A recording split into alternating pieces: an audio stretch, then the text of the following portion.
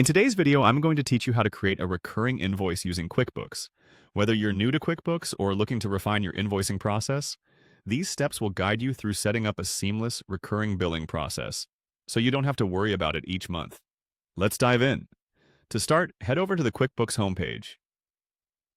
Once you're logged in, you'll find yourself on the dashboard.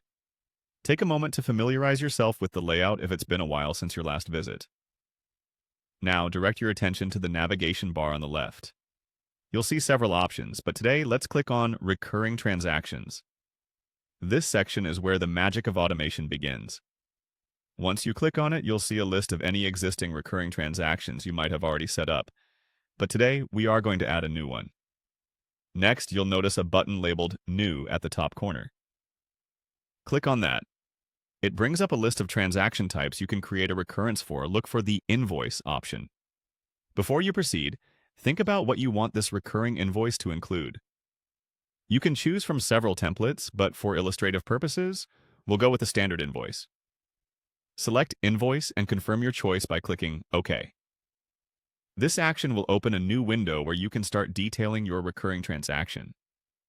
Here, you'll see fields where you can enter pertinent information. It's important to be thorough, as this ensures your transactions are processed correctly every time. Now, let's populate this invoice with relevant details.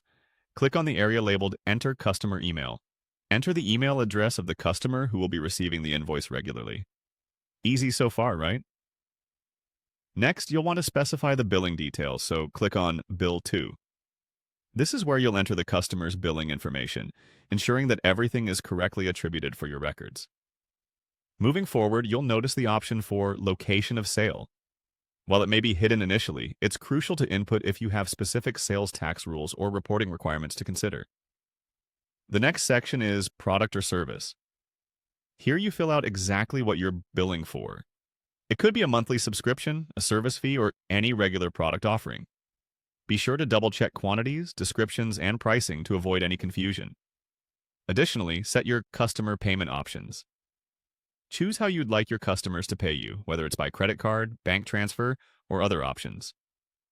Include any helpful information in Note to Customer. This message might include thanks for their continued support or a reminder of your service terms.